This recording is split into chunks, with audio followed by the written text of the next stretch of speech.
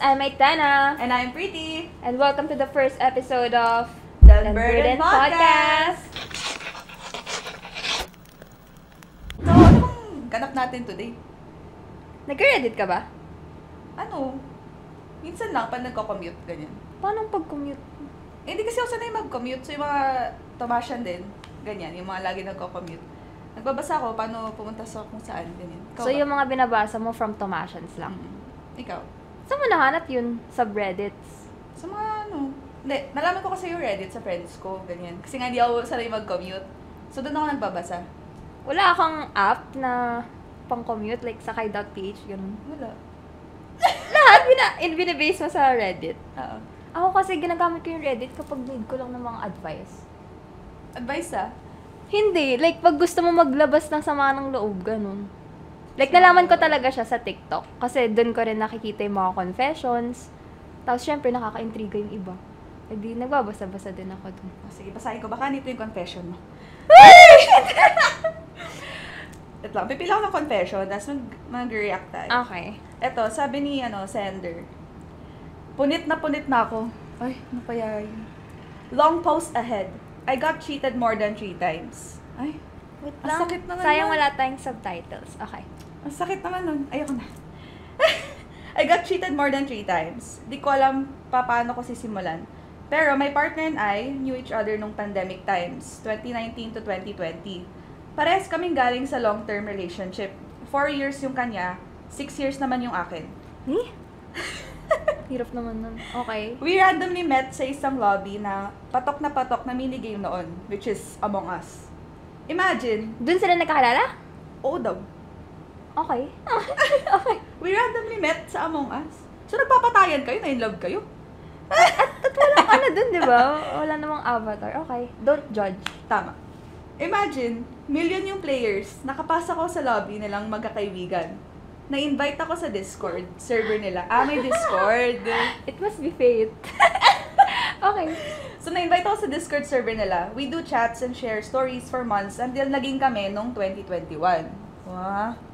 Fast forward, 2022, I got her pregnant. Ay, lalaki siya. Ang nga pala, Oo. lalaki siya. I got her pregnant and she... Nag-Among Us lang, nabuntis na. Ang bilis! Ang Okay. bilis naman! I got her pregnant and she moved to my place now with consent from her parents. May consent naman ng parents. Her Ilang taon parents na ulit loves sila? me. Ay, ano nakasulat? Ano nakasulat yun? Okay, not for minors. She moved to my place now with consent from her parents. Her parents loves me so much and very supportive. Gustong-gusto nila ako. So, malapit yung family nila. We're doing good. She stayed at home during her pregnancy. I worked my toot off. 2023, she gave birth. A small, cute, and beautiful girl. So, December 2023, she joined one Discord server community about the anime she loves to watch. Wala naman sa akin yun. Anime? We both love anime. Huy, react naman agad. Little did I know, yung circle of friends niya doon, may nakakausap na pala siya privately. Ay, kayo. 2024, June, July. I keep sensing something na off. Nagigising ako ng 4 a.m. bago pumasok sa work. Yung phone niya, sobrang init. Sabi niya, napuyat siya sa baby namin, which is tulog na ng 12 midnight. Ano connect ng mainit na phone? Ang ginagamit niya? Laging gamit, or may kakol before. Ay. Okay. August, finally, nakita ko na. They are talking kapag tulog na ako. Usually, their convo starts at 11 p.m. or 12 p.m. to 3 or 5 a.m. Continue around 10 a.m. to 3 p.m. This time frame is kapag wala ako or tulog ako. They are official for about 2 months na. Sobrang kalmado ko nung kinonfront ko siya. Walang sigawan, etc. Ginising ko siya, I asked her, who is blank, you name. She said her friend. Sabi ko, nakita ko na lahat. Umamin siya pero wala siyang dahilan kung bakit niya nagawa sa akin yon. Same exact moment, I asked her to pack her things up and umuwi na lang sa kanila.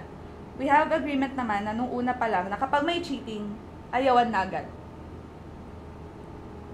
Tapos na? Hindi, meron pa. Ay. Di siya nakipag-argue. She packed her things. Then, biglang sumilip yung mother ko. Tinawag siya at kinausap. Sabi ko, ayoko na. Kinausap ako ng mother ko na may anak kami. Ano ba yan? Okay. Okay, valid naman. Valid. Nai-stress ako. I have no choice but to break my own rule. Right there and then, pinatawad ko siya at kinalimutan lahat after she promised me and my mom na hindi na niya uulitin. 2 days later, nasa work ako, she didn't know na I have access sa PC ko remotely. Saw her chatting with the same guy sa Twitter. Nag-half day ako. Halos lumipad ako sa kalsada sa sobrang bilis ko magmaneho para umuwi. Contacted her father to fetch her. We talked with my mom. She said she want to go home na lang. Later that night, dumating yung father niya to fetch her and we talked for hours. Surprisingly, nung tinanong siya kung anong plano niya talaga, sabi niya gusto niya subukan ulit namin. Subukan, pero nag-cheat pa rin siya. Ba't kayo ganyan? I was ready to let her go that night. All of her things nakapack na, ready to go. I can't refuse the chance na ayusin yung family na binuo ko. Pinagbigyan ko ulit. Kinalimutan ng lahat. Nag-sorry siya sa bawat miyembro ng pamilya ko that night. Personally. Promised to block the guy. We also removed all her social media accounts. Hindi siya sumama pa uwi. 2 weeks after, I saw that she's doing it again using the phone I bought for her. For the past week, her recent search sa Play Store is nagpapalit-palit ng order araw-araw. Anong order? Yung search sa Play Store? Is nagpapalit-palit. Discord, Twitter, etc. Ah, okay. Basta Nag-switch papalit-palit siya siya ng ng sa apps. She went home with my daughter nung umaga. Her family knows what happened since sa PC ko pa yung mga accounts niya. Nababasa ko pa rin na they are still connected until she changed her passwords. Kinompronta ko yung guy. He's from Mexico. The guy is unaware that we live on the same roof. As per him, they never lost contact. Ay, taga-ibang bansa. What she tells the guy is she's a single mom, working, living in a condo. Ouch. We are separated but still in contact for the kid. She even sent a photo of her kid. Fortunately, the guy is too honest to tell me what he knows. I was shocked, durog, lutang. Imagine, yung taong binubuhay mo, kagamit yung mga gamit na pinundar mo bago pa siya dumating sa buhay mo. She's a princess sa bahay. Bilang sa daliri ng isang kamay kung ilan beses naglaba mula nung nagsama kami. Di ko na rin maalala kung kailan siya huling nagluto ng ulam o nagsaing. Kapag nasa work ako, kailangan pa siya sunduin ng mom ko sa room to tell her na kumain na sila ng baby ko. Grabe. Now, what my mind tells me is to let her go. Sabi naman na din niya na ayaw na niya. My heart tells me to fix things for my daughter. Her family wants us to fix this. Yung family ko, ayaw na. My parents, sister, and brothers were telling me to cut off na. I'm ripping apart. Nasa gitna ako ng babalik ba ako sa pamilya ko o susubukan kong ayusin pa rin yung pamilyang binuo ko kasama siya. Sana kapag Wait, nag-usap-usap di ba kami- ayaw na nung girl? Hindi ko lang, gulo ni girl eh. Sabi niya ayaw na niya. Okay, okay. Pero tuwing nag-aayos sila, sige naman siya. Okay, okay. Saan ba ako? Nahihirapan ako pumili. Ayusin ko ba yung... Ay, tapos na ba? Punit na punit na ako. Yesterday, dinner time, kumuha na lang ako ng food sa kitchen. Then proceed to my room dahil ubos ang social battery ko. The exact moment pagsara ko ng pintuan, nag-stop yung music ng PC ko. Tumahimik yung paligid ko, distorted lahat ng sounds. Para akong sinaksak, parang sinigawan ako ng sarili ko sa tenga, na mag-isa na lang ako sa kwarto sa buhay. Wala na yung pamilya ko. I froze, I can't take a step. Nangangatog ako. Hawak yung plato at tubig ko, umiiyak ako, feeling ko rock bottom na. Nakakasuka, nakakalungkot, di ko ma-explain. Sorry for the long post, ilang linggo ko na to nilalabanan mag-isa dahil ayoko ipakita sa kanila na lugmok ako. Nakangiti lang ako palagi, wala rin akong ibang outlet. Thank you. Ay, nasad naman ako. So, hindi niya alam if iiwan niya yung girl or ano? Hindi ko Yun alam yung kung final naging question final niya. ano niya eh. Ano, what do you think? Ang hirap kasi pag, una sa lahat, wala kasi ako makitang valid reason to cheat. Lalo nang ganito na may pamilya ka na. Tsaka, lalo na may batang involved. Una pa lang, hindi mo na dapat iniisip na mag-cheat.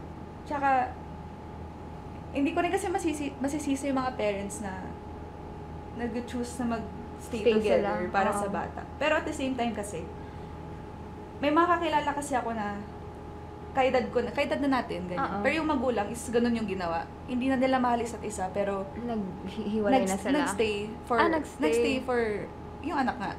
Hindi sila okay nung Oo. paglaki.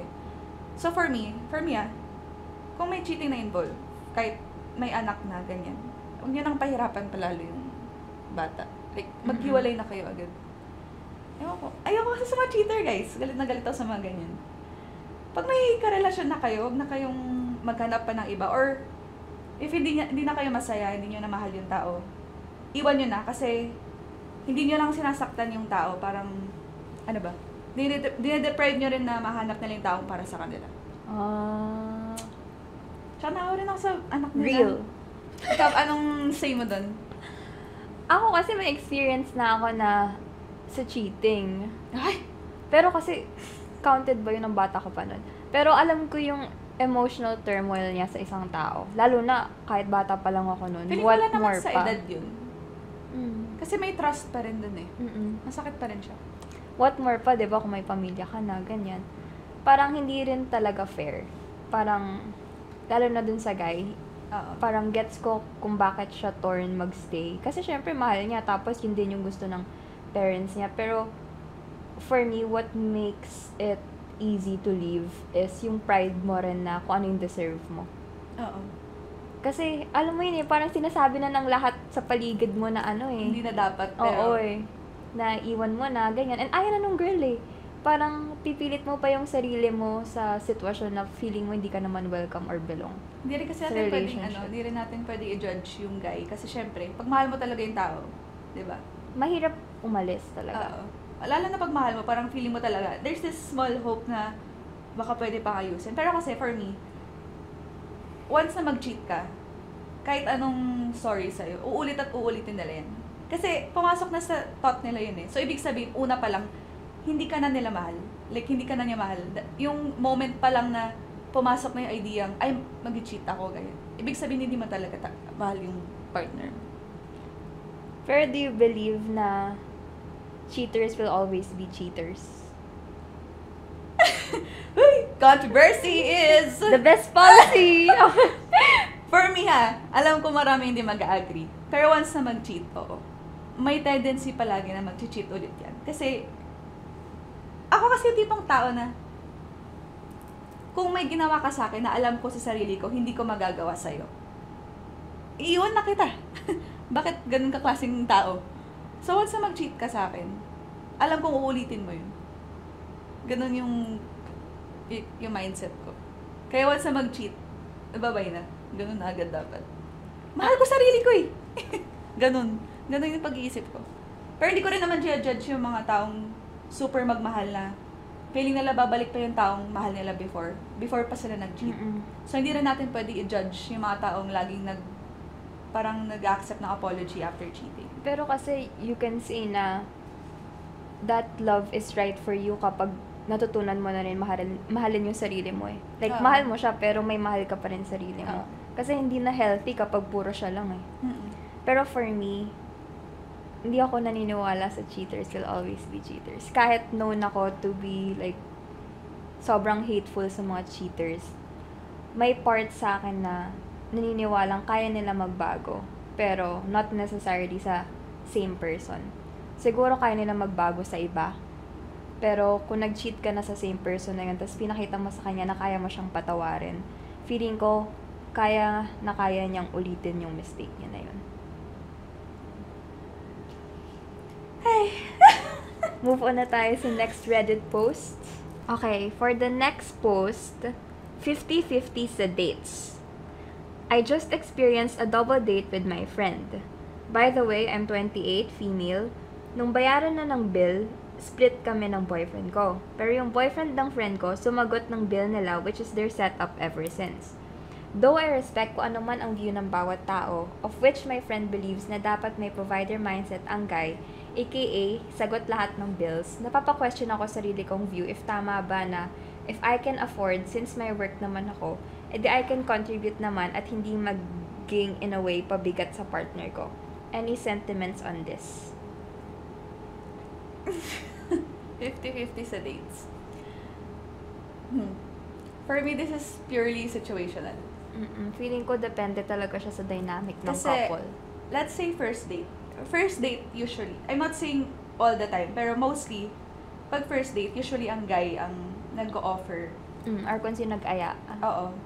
Kung sino nag-aya. Pero most of the time, yung guy yung nag-o-offer na mag-pay ng bill. Pero kung kunwari, matagal na kayo, There's nothing wrong kung gusto mong i-treat yung boyfriend mo every Oo. once in a while.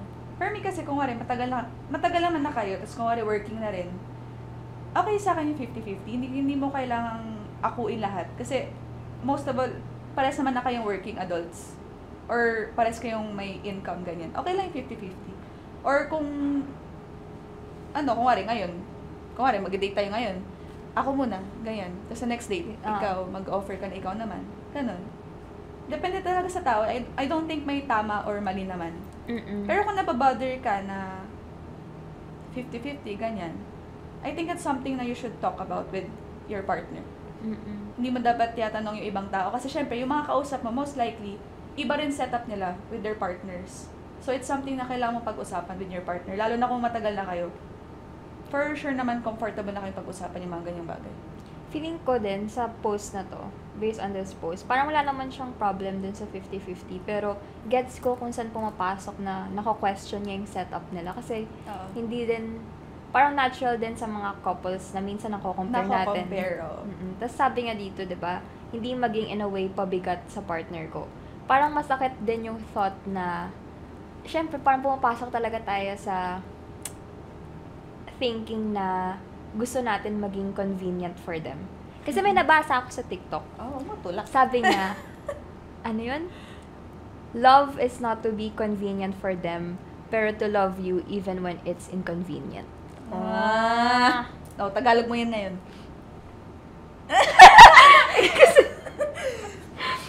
Hindi, pero kasi totoo, diba? Parang, kahit, kunyari, for the POV nung guy, kahit inconvenient siguro na, okay, hindi siya lagi yung, a different scenario, ganon.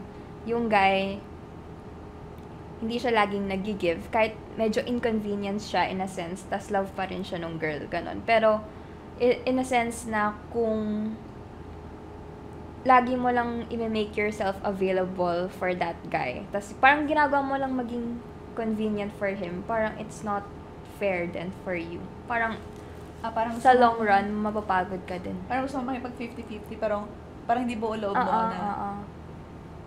Ewan ko. For me kasi parang dapat kayo mag-usap ng doon. Alam niyo yung mga getting to know, ganyan, favorite color mo, ganyan. Dapat, yan yung isa sa mga topic niyo ulit. Pero may turo sa akin yung mom ko na kung love mo talaga yung person, when it comes to finances or usapan sa pera, hindi mo dapat yan pinag-aawayan talaga. Like, yung mga utang-utang or hindi nga dapat yan binabato sa isa't isa kasi dyan din nabubuo yung ego or yung pride na, alam mo yun, parang may mga offer ka pa ba sa table, ganun. Pero ayoko rin naman kasi yung idea na yung guys lagi yung magbabayad. Ako din. Sigaw yung mga lalaki dyan, Oo, kasi for me, alam mo yun, minsan deserve din nila matreat. Babae rin naman ako, pero ayoko yung ganong mindset na, ay, dapat lalaki ka, ikaw nagbabayad, ganyan. Siyempre, it feels good, pero once in a while, they deserve it does din. feel good. They deserve then to feel that. Siyempre, ikaw lang ba mahal niya? Hindi mo siya mahal? Siyempre, kung mahal mo yung tao, minsan, gusto mo rin masaya siya, natatreat mo siya, ganyan. Kaya yung sabi ko before, yung kanina, kung wala, this date, siya muna, ganyan, kung gusto niya. Kung gusto niya, ako nag-offer siya. Sa next date, pwedeng ikaw naman mag-offer. Tapos sa susunod na dates, hati kayo. Depende talaga, kailangan pag-usapan. O kaya sa isang araw, kunyari, sa pagkain, ikaw, sa sine, siya, ganun. Kailangan siya pag-usapan. 50-50 pa Not din. necessarily pag-awayan. Pag-usapan nyo lang. Para hindi kayo nawawala na, sino magbabayad nito, ganyan. Tsaka kailangan kusang loob. Hindi yung para masaya lang yung partner mo, ganyan. Tapos ayaw mo naman pala talaga magbigay. Or walang-wala ka that time. Sabihin mo, be honest with your partner na hindi ko mo na kaya ngayon. Sa susunod, babawi ako. Yung mga ganun. Communication talaga. Especially sa finances. Para hindi maging issue later on. Bye! Tapos na! Okay. Next, Reddit Next. post. Ako na lang magbasa kasi ang haba ng binasa mo kanina. Saan yung next? My BF plays Ay! ML. Okay. Ang title nito, My Boyfriend Plays ML Ano ulit yung ML? Mobile Legends. With another guy almost every day. I, 25 male, have a boyfriend, 22 male right now, and he always plays Mobile Legend ranked games with this specific guy almost every day after work. Okay. I don't have a problem with it at first, and I think I should not have a problem with it naman talaga since they are just playing a mobile game together.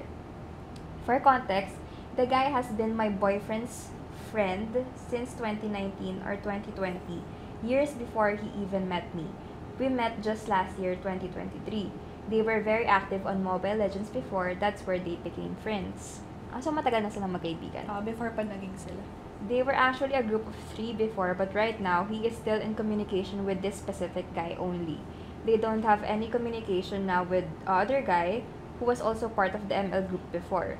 Last year and earlier this year, this specific guy is not active sa ML, so I think they were able to play around maybe 5 to 8 games during December 2023 lang, and that was it. Recently, however, they were almost always playing ranked games together every day since early September up until today. I was, of course, cool with it. Minsan tinatanong ko pa nakailang ranked games sila and if panalo ba. Minsan minimake sure ko pa na fully charged yung device niya bago siya umuwi galing sa office para lang makapaglaro siya pagka-uwi. The thing is, nababother ako recently kasi I found out na naka-hide yung affinity niya sa ML. We are partners kasi sa ML because I play ML din minsan. Yun din bonding time namin together lalo na before. Kaso recently, we do not have common time na since magkaiba kami ng shift sa work. I asked him about this before and naka-hide daw yun kasi hinahide niya history ng previous plays niya kasi pangat daw record. So I was like, okay, sige. But then I found out that was 2 separate settings pala sa privacy settings ng ML. So intentionally pala naka-switch off yung view ng iba sa affinity namin. Also, I can see rin naman na ang only communication nila is via Messenger and kapag nakikita ko chats nila, ML lang naman pinag-uusapan. Pero recently, parang mas nagiging super close sila kasi dati, tara lang or nice G, ganun. Pero ngayon parang ang haba na ng conversation nila. One thing pa na nababother ako ay kapag yung other office mates niya ay nag-aaya maglaro. Most of the time, na-ignore lang, pero kapag itong si Guy ang nag-aya, G na G agad ng boyfriend ko. I am thinking, sige, baka kasi magaling lang talaga tong guy na to, kaya siya lagi niya gustong kalaro. Pero nababother pa rin ako minsan talaga, yung tipong naghihintay siya ng invitation from this guy, or minsan mag-i-invite siya, and kapag busy pa si Guy, very willing to wait talaga tong boyfriend ko. Minsan, intentionally, maglalaro muna siya ng brawl or classic ganyan, tapos kapag online na si Guy sa ML, or kapag nag-chat na si Guy sa Messenger, G na agad. Hanggang sa itong guy na ito, rin ay nagbago na yung schedule ng paglalaro ng ML kasi nagko-work na. So, minsan, gabi na nakaka-uwi. Sinabi niya sa BF ko na, ganito na oras available for your reference. And ito namang BF ko na usually natutulog na ng gantong oras, ayun, in-adjust ang sleeping schedule niya by almost 1 or 2 hours just to be able to wait for this guy, which means medyo napupuyat na siya because of this. Ilang beses ko na ito na bring up sa kanya, tapos minsan tinatanong ko rin siya recently, nagsisinungaling siya with some minor details, like tatanungin ko anong oras na tulog, tapos sasabihin gantong oras, tapos pag-check ko sa ML niya or sa Messenger, makikita ko na naka-1 or 2 pa silang play ng guy na to nung time na yon. Napapaisip din ako kasi crush niya before tong guy na to. Yan pala eh! Oh, ba't ang haba pa ng post? And bring up niya dati in our early stage of relationship, like proud siya nung nakasali sa commercial si Guy and nung nakagraduate si Guy. Ngayon, iniisip ko kung super toxic ko ba na boyfriend kung pagbawalan siya maglaro with this guy sa weekend. Just for context as well na before, I don't usually overthink ng mga gantong bagay. Kaso recently lang, about a month ago or 2, nag-cheat itong boyfriend ko with a friend. So, cheater na siya! Oh, cheater na pala siya. Na he met while on an out-of-town trip. So, yun. I'm thinking na pagbawalan siya maglaro ng ML with this guy this weekend. I know it's very petty, but I just want to see what his reaction would be. Nasa-stress na ako kasi I feel like napapraning ako, but I also kind of feel that this feeling is valid because of what happened with our relationship this past few months. This is also affecting our relationship lately kasi as much as I don't want to be bothered by it, I just feel like sometimes mas may oras pa siya for him than for me. Nai-stress ako. Girl, sobrang valid. Like, walang part doon na may mali siya. Wala. Yung boyfriend niya, cheater na pala eh. So, hindi ko gets kung bakit sa tingin mo nagdadalawang isip ka pa kung okay lang ba magduda o hindi. Kasi, may history na pala. So, of course, hindi madali sa'yo mag-gain ng trust. Tapos, ganyan na naubos yung, sabihin natin, okay, may oras siya para sa'yo. Pero, yung oras niya for this specific guy, parang suspicious na, 'di ba? Parang may reason ka naman to be distrustful towards him. Oo. Grabe, oras ng tulog mo, babaguhin mo, ganyan. Tapos, yun nga yung sinasabi, yung humahaba yung conversations nila. Oo, dati lang, tara, ganyan, laro. Mm-mm. Parang, nasa'yo na rin kasi yun eh. Kunyari, may partner ka, tapos, you spend so much time with another person. Nasa'yo na rin yun if matatempt ka or madadala ka sa emotional connection na yun. Oo. Minsan kasi if may opportunity ka naman na lumayo or nafe-feel mo na de-develop ka na, hindi yung lapit ka pa rin ng lapit, lalo ka made-develop talaga nun. Minsan, hindi mo naman control yung feelings eh. Pero, kung andun na, tapos lapit ka pa rin ng lapit, wala, that's on you. Parang yun na yung choice mo talaga, emotional cheating, ganun. Na-stress ako, ba't kayo nag-cheat? Like, ba't kayo ganun mag-isip? Mm-mm. Pero may nabasa ako. Sa TikTok na naman.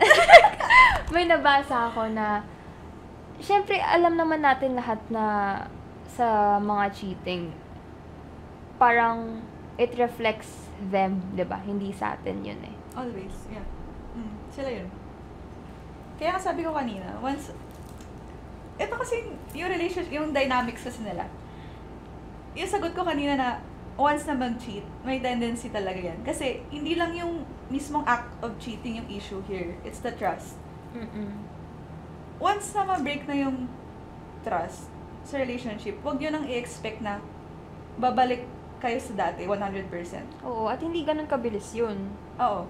Kung babalik man, napakatagal. Tapos, the first few months after that incident, syempre parang ang layo ng loob nyo sa isa't isa. Parang, subukan nyo ulit i-start yung relasyon nyo. Kasi nga may nangyari ng cheating. Oo, at the fact na pinagbigyan ka na niya, finorgive ka na niya. Oo, tsaka, eto namang si sender, supportive naman siya nung una eh. So, valid siya na hanggang sa dulo, iniisip niya baka masyado siyang praning, ganyan. Kasi iniisip niya pa rin yung welfare ng partner niya. Yun nga yung masakit eh, yung, kunyari kaibigan mo yan, parang ang hirap i-advise sa kanila na wala kang mali eh. Sobrang valid na mapraning ka, ganyan. In the fact nga na binring up niya na nag-open up naman siya, honest naman siya sa, nagiging transparent siya sa boyfriend niya. Tapos wala pa rin nagbabago. 'Di ba? Parang sino bang hindi mo prapraning dun? That's on you. Kasi job na yun ng partner mo na i-communicate kung saan siya nababother. And it's your job naman na Address kung Oo. anong issue. kasi deserve ng partner mo ma-feel niya secure siya sa relationship eh. The fact na nag-overthink siya if okay lang ba na nag-overthink siya sa friendship niyo, ganun. Parang hindi mo dapat nilalagay yung partner mo sa ganung situation eh. Tsaka pag may pag may bring up na issue yung pag may na-bring up kayong issue sa partner nyo, tapos nagalit, ay, may tinatago na yan. Hindi naman. May something. Hindi naman all the time. Hindi, pero pag nagalit, ba't ka galit? Ba't ka nagagalit? Para, We have to work this out. Ba't ka nagagalit? hindi, for me kasi, for me kasi, Oh. from my own experience, kasi kahit sa mga parents ko or sa mga iba kong couples na kilala, sometimes, pag nagagalit kasi, parang defense mechanism lang yun kapag feeling nila misunderstood din sila sa perspective nila. Kasi syempre, hindi naman tayo lahat parehas sa mga upbringing, yung para sa akin, sensitive, para sa'yo, friends lang, ganun. Parang, yun yung important ng compromise, mag-communication. Kasi, syempre sa'yo, ikaw na nga nag-open up siya pag galit, edi malulungkot ka lalo, tas iikot lang, tas kapag nalungkot ka, malulungkot din siya. Parang hindi siya, parang naging cycle na lang siya, and kailangan yung ma-recognize muna yun bago siya mag-stop. Kasi, hindi din madali na for him, kunyari, hindi niya naman intention saktan ka. Different scenario na to obvious dun sa cheating yun. Pero, different scenario na... Kinalag ko naman dito, pag nagalit yan. Tapos may history na nga pala ng cheating. May something na ulit. Yun. May something na ulit. Pero like, in a general sense, doesn't apply to every relationship Baka naman. nahihirapan lang emotionally hindi ganun ka-available. Iba-iba kasi tayo ng upbringing, iba-iba Oo. tayo ng perspective. Like, kung hindi naman niya sinasadyang saktan ka, sometimes, magiging defensive siya. Kasi for him, wala naman akong ginagawang masama eh. Bakit pinagbibintangan ako sa mga bagay-bagay? So, naturally, maano din siya. Nadala din siya sa emotions niya. Ayun lang. Halika na. Relationships are not linear. Ano siya? Cycle. Hindi. Pero ano siya? It's complex. Like, hindi siya talaga. Situational talaga ang relationships. It takes time Eh, to understand each other. Oo, kasi yung post ni OP, sobrang detailed eh. Sinabi niya na crush siya before, may crush na yung boyfriend niya dun The before. props din to sender, grabe yung pag-unawa niya, sobrang lawak. Mm-mm. Like all this, alam na niyang crush niya before, alam niyang may history ng cheating, pero still, iniisip niya, ako ba'y napapraning? Supportive naman ako nung una, baka ano lang, nag-overthink lang ako. Grabe siya magmahal. Grabe yung understanding niya. And sometimes din kasi, like, not all the time, pero minsan kapag nagsisik tayo ng advice sa ibang tao, minsan alam na natin sa sarili natin kung Yung anong sagot. Oo, pero need Oo. lang natin nung push na yun eh. Oo, itapusin na. Kaya, for me, good call din yung, kunyari, sa ibang strangers. Kasi hindi sila biased eh, hindi naman nila alam yung buong kwento. So, magja-judge lang sila based dun sa kwento mo. And usually naman dun sa mga comments, di ba? Parang automatic alam na Doon na nila. na-validate na, ay tama decision ko. Pero kasi, gets ko rin naman, marami rin kasing nanghihinayang, kung years ng Oo, mag-jowa, relationship. tas may cheating, hindi rin ganun kadali. Kasi parang, ay sayang yung taon na ginugol ko sa taong to, baka pwede pa. Ganun. Kaya hindi rin natin masisi yung mga lagi nagpapatawad. O, dun sa base sa post ni OP, di ba may cheating na siya sa past? For you, ano mas masakit? Yung physical cheating or emotional cheating? Feeling ko emotional kasi feeling ko mas tatatak sa yung emotional. Ewan ko, parang parehas masakit. Pwede Parehas wag na lang masakit. kayo Pero, mag-cheat. yung own opinion mo lang, ano yung mas, kung sa'yo lang, ano yung mas mabigat? Parang parehas masakit. Emotional and physical. Oo. Parang feeling ko ako Pero, ewan ko physical. yung emotional kasi feeling, ito yung take ko. Ah. Yung emotional, dahan-dahan. Like, from Oo. texting, from, ay, parang nagugustuhan ko na to. Like, the mismong process, sobrang dahan-dahan na, fully conscious kang nag-cheat ka na. Yung physical, Pero yun nga eh. baka nadala lang ganun, like, split second may, parang, nag-cheat bigla. For me kasi, ano yun, yung emotional cheating nga, di ba sabi mo, dahan-dahan. Oo. Sometimes kasi, baka hindi mo rin talaga ramdam. Hindi ko siya, parang justify. Pero kasi, yun nga yung sinasabi ko kanina. Sometimes, hindi mo ramdam na, kunyari, alam mo na nga nagde-develop ka, ikaw na mismo lumayo. Pero, sometimes nga, yung nagdadala sa emotional cheating, tinutuloy pa rin nila. For me, mas masakit yung physical cheating.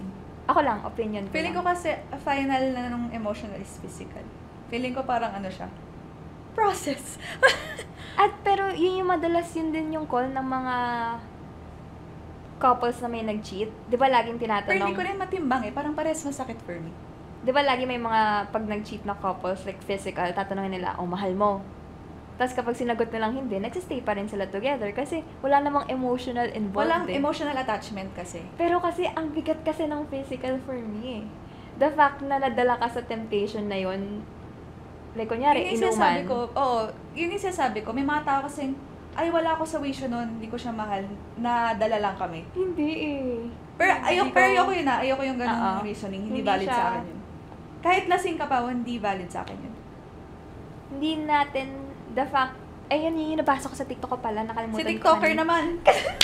Nabasa ko kanina sa TikTok, yung parang, it's a blessing or a privilege na hindi natin kayang i-comprehend na ganun mag-isip yung tao.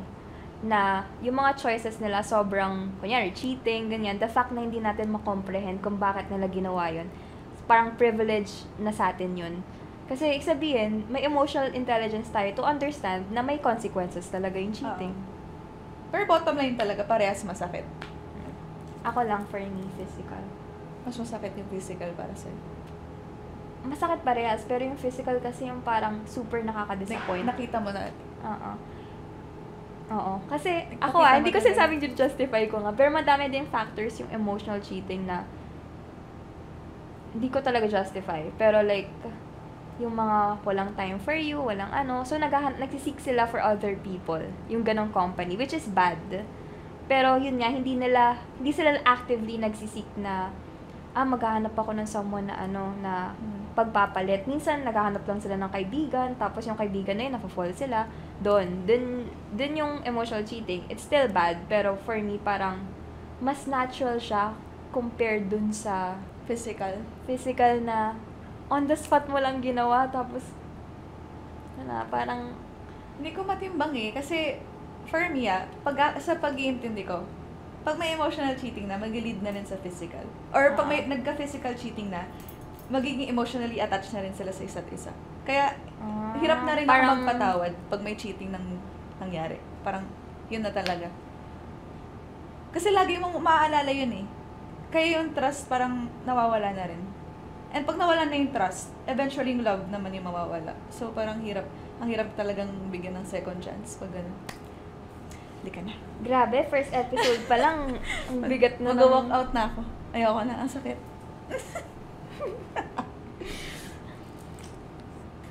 Hi, hirap talaga magmahal. Huwag na lang kayo magmahal para hindi na kayo masakit. Hindi naman, ang sinasabi Joke lang, namin. guys. Love yourself first. Yeah. Know your worth muna.